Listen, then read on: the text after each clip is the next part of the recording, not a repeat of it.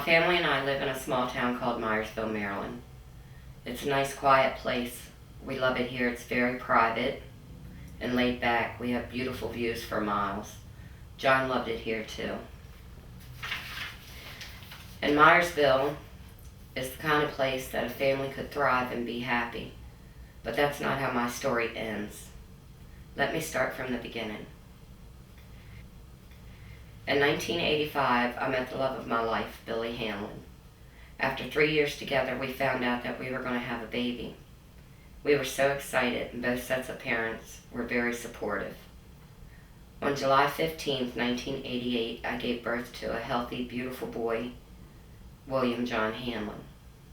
He weighed in at 7 pounds, 6 ounces, and had beautiful blue eyes the color of the sky.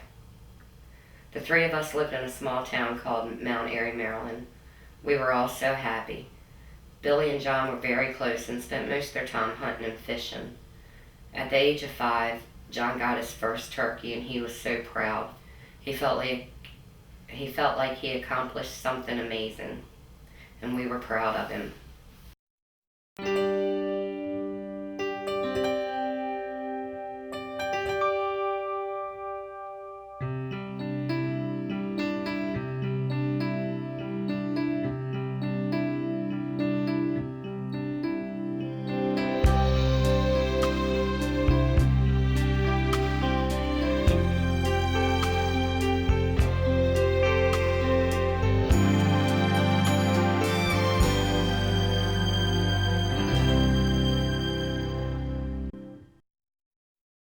On April 18, 1995, I got the worst phone call of my life. While working at his job, Billy was in a propane explosion. He had third-degree burns on 80% of his body. Many of his closest friends and relatives were able to see him. John, however, was only 6 years old, and the staff thought that it would be way too traumatic for him to visit.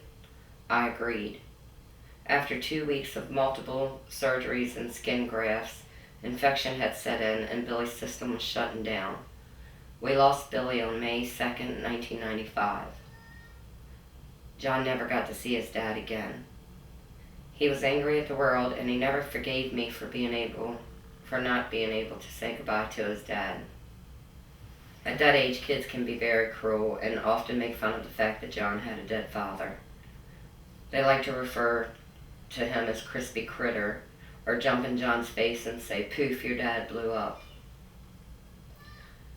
I took John to many counselors, but he was like a closed book. He would sit there, play around, not responding to the counselors. Once he would leave, he'd be full of questions. He still progressed like a normal 6-year-old child would. He still loved to hunt and fish, and he had love for animals, especially dogs. Although we had great memories in this house, it was very hard being there without Billy. We moved to a small town called Walkersville, Maryland. John had made many new friends.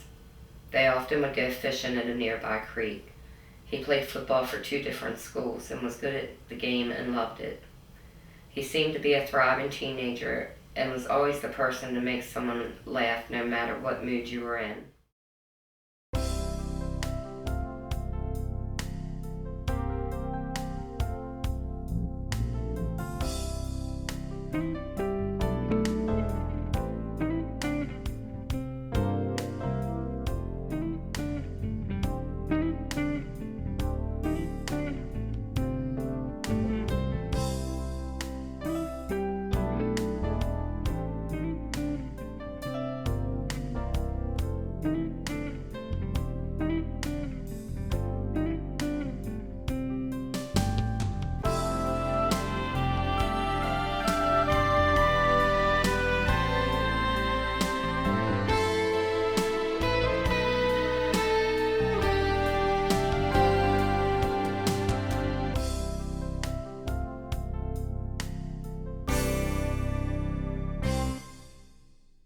We would soon realize that he was hiding a lot of pain inside. Then another tragedy. When John was 14, he and another friend found their best friend hanging in a tree. He was never the same after that moment. Soon after, he started using marijuana, and when kids would make comments about his dead father, instead of ignoring them, as he did in the past, he would fight them. Fighting and mouthing off became a regular occurrence at school. He was relocated to several different schools, but always had the bad boy label attached to him. After several attempts to get him back on track, John dropped out of school at 16. We finally found a counselor John would talk to. He worked with John well, but it wasn't enough. John had some run-ins with the law and was sent to 2 different boys' homes for a month or so each. It was hard for me to let him go, but I thought it was the best thing for him at the time. I wasn't just his mom anymore. I was his dad. I was his best friend. John was no angel, that's for sure, but he was my baby. But tragedy would find John yet again. When John was 18, he was in another city visiting a friend who was standing on the sidewalk with John when a car rode by and shot his friend in the face. He died in John's arms. John was so devastated. John pressed on with life and eventually met that special girl. He was madly in love with her, and they were together for 3 years. John was finally smiling again. But then they went their separate ways after 3 years.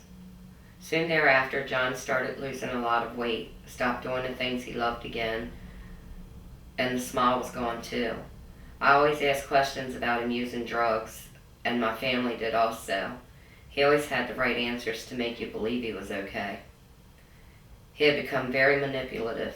In his head, we were the ones that were against him, and we didn't care about him. We were the ones with the problem. He was always negative about everything. He was really mean to me. We soon found out that the new friends that he was hanging with introduced him to Oxycontin and Xanax bars. He was involved in several car accidents and arrested several times on drug charges. Stuff started missing from our house. He was stealing stuff and hawking it. Despite John's problems, our lives had to carry on. On February 20th, 2010, I married my boyfriend of 11 years, Matthew Smiley Cooney. John loved Smiley. They got along well. Smiley even asked John for his blessing to ask me to marry him. Along with my dad, John gave me away. When John shook Smiley's hand, he presented him with his daddy's wedding ring, which we had engraved for him. It meant the world to him, and he immediately put it on his chain and cried and held it through the whole ceremony. We had our mother's son dance to Mama from Boys to Men. He sang every word of the song to me. It felt so good to hold him in my arms, and I was very emotional. I didn't know that that would be our last dance. In May 2010, he called me from jail and asked me to get him out. I went to visit him, and I told him the only way that I would get him out was if he gave me his phone, his truck keys, and he stayed in my house, and he agreed. After about 3 days,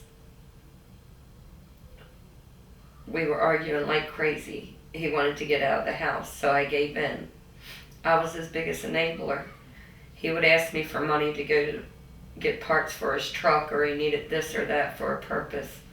So I would tell him I wanted receipts. He always had one when he came home. Later I found out it was because he had friends that worked at places and would give them some fake ones. He went to a local outpatient treatment faculty in Frederick. He was doing good. He was smiling again, making people laugh as he always did. Fishing was back on the list. I was so proud of him, and we made it a point to tell him that every day. He was working for a glass company and doing well at it. I was trying to get him into an inpatient so that we could make sure he stayed well.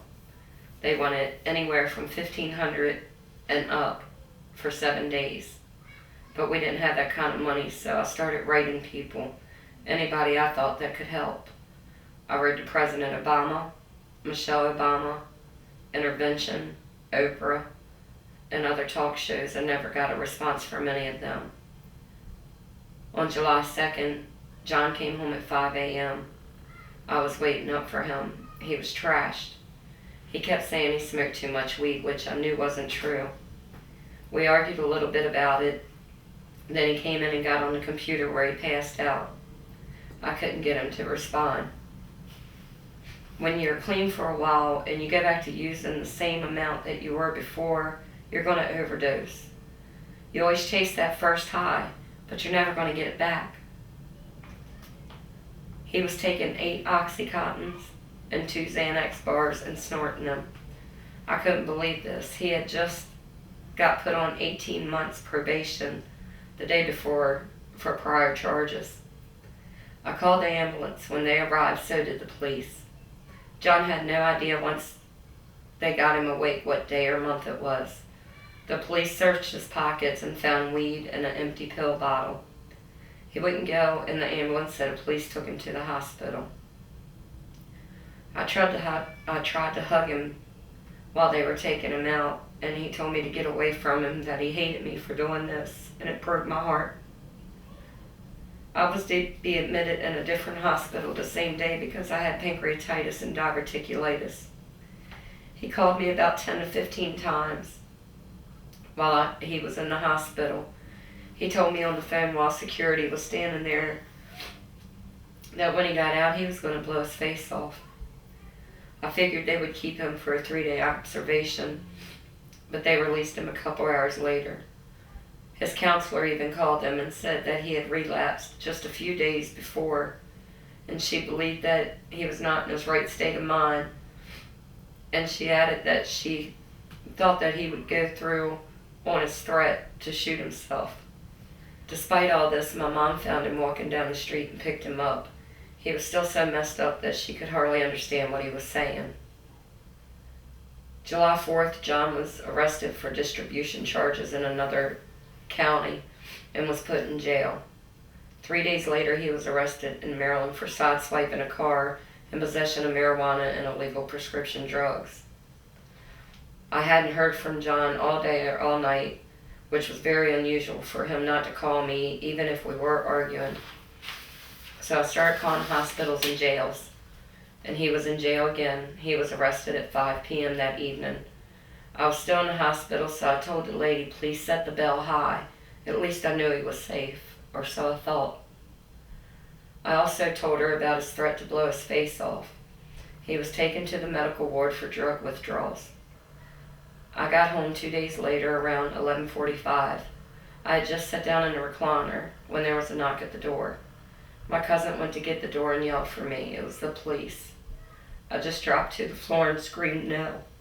The officer told me he was sorry. John had... Okay, I'm sorry.